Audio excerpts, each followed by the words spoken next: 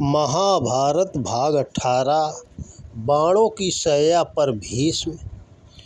भीष्म कौरव सेना के सेनापति थे। शुरू के 10 दिन उन्होंने घनघोर युद्ध किया। वे शेर की तरह युद्ध भूमि में दहाड़ रहे थे। पांडव सेना को गाजर मूली की तरह काट रहे थे। वे जिधर मुंह उठाते उधर खलबली मच जाती। पांडवों के 10,000 सैनिक प्रतिदिन मरते रहे। 8 दिन में 80,000 सैनिक मारे गए। अर्जुन का कोई भी दांव न चल सका। 9वें दिन भीष्म की लड़ाई से पांडव परेशान हो उठे।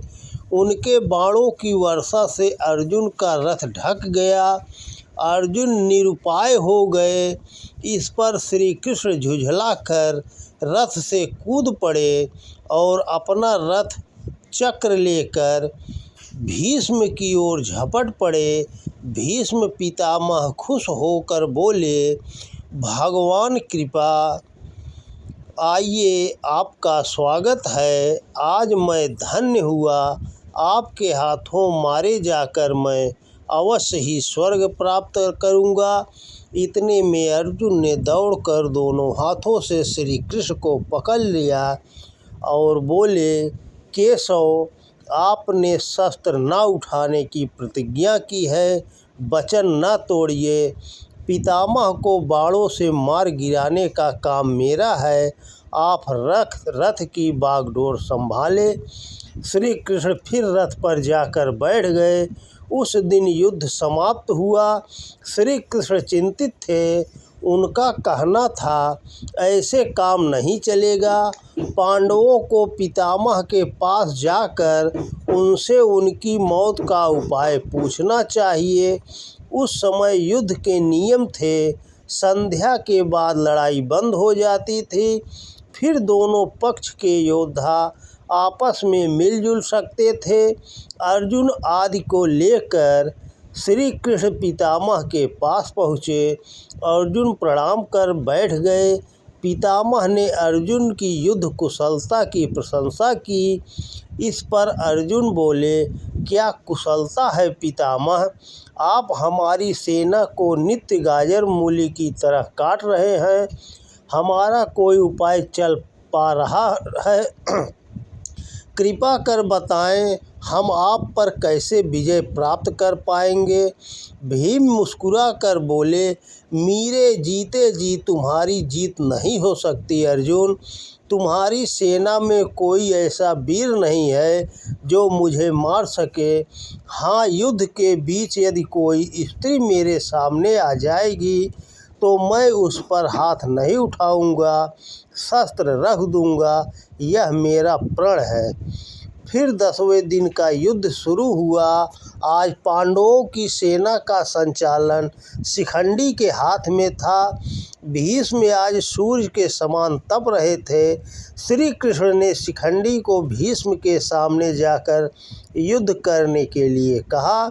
शिखंडी के सामने आते ही पितामह ने अपने शस्त्र रख दिए, क्योंकि शिखंडी स्त्री रूप था। इसी बीच श्री कृष्ण ने अर्जुन को बाण चलाने का संकेत किया। कृष्ण का आदेश पाते ही अर्जुन ने शिखंडी की ओट से भीष्म पर बाणों की बौछार की। निहत्थे भीष्म का शरीर बाणों से छलनी हो गया था।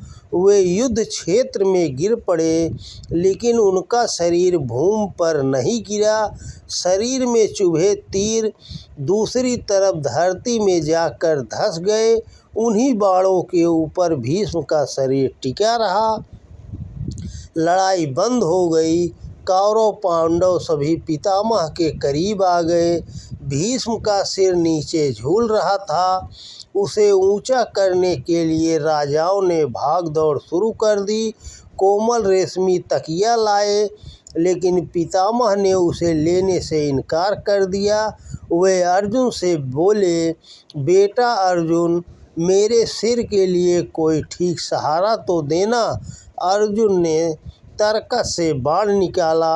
उसे धनुष पर चढ़ाकर इस प्रकार छोड़ा कि बाण पितामह के सिर में लगकर सिर को ऊंचा कर दिया।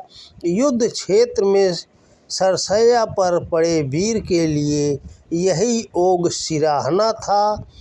पितामह प्यासे थे, उन्होंने राजकुमारों से पानी मांगा।